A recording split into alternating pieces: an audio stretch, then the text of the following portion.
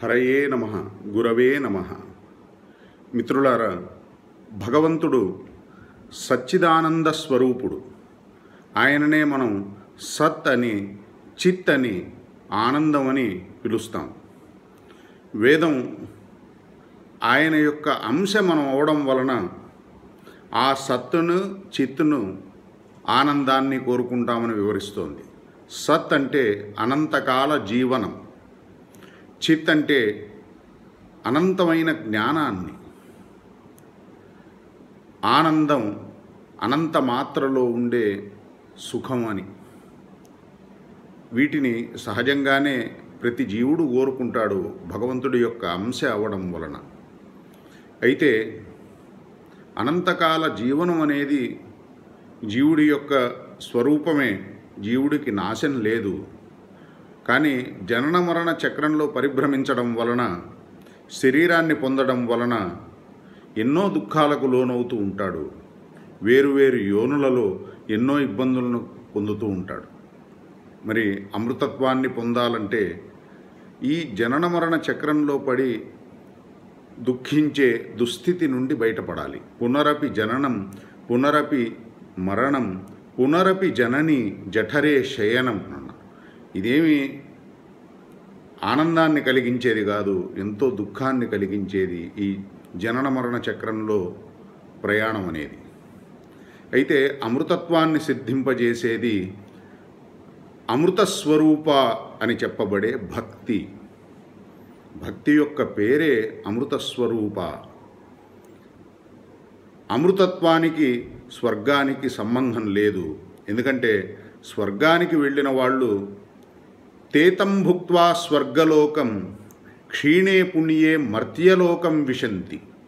పుణ్యం క్షీణించిన తర్వాత మర్త్యలోకానికి, మనుష్యలోకానికి, భూలోకానికి తిరిగి వస్తారు. అది ఎట్లా వస్తారు? క్షీణే పుణ్యే హీనతరం వావిశంతి, నిమ్నమైన యోనుల్లో పడతారు. అందుకని స్వర్గాన్ని కోరుకోవడం అనేది ఘోరమైన మూర్ఖత్వం. ప్రమూఢాహ అంటోంది వేదం. వీళ్ళు మామూలు మూర్ఖులు కాదు, చాలా పెద్ద మూర్ఖులు అంటోంది వేదం. ఎందుకంటే శాశ్వతంగా ఆనందాన్ని పొందే లక్ష్యాన్ని పక్కన పెట్టి తాత్కాలికంగా కొంతకాలం 4 రోజులు అక్కడ సుఖానుభవాన్ని కోరి తర్వాత మళ్ళా హీనమైన యోనుల్లో పడటానికి ఏర్పాటు చేసుకోవడం మూర్ఖత్వమే కదా.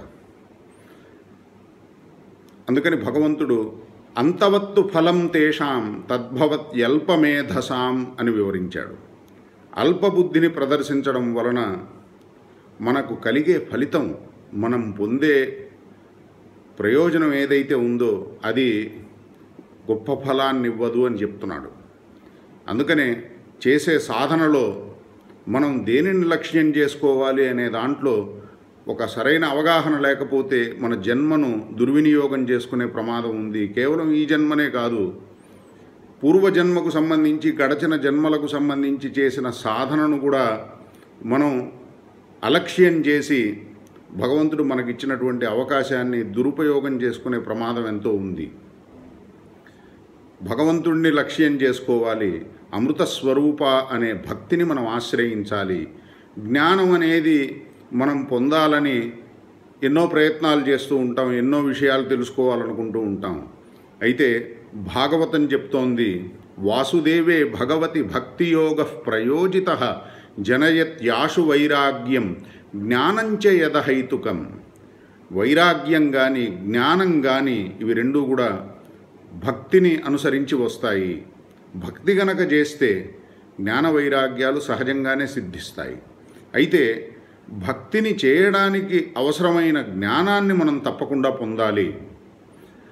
ఎందుకంటే ఇది సారభూతమైనటువంటి విషయం.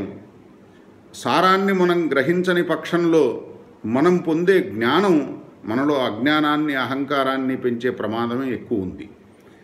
అందుకనే బలవాన్ ఇంద్రియగ్రామ విద్వాంసమపి కర్షతి.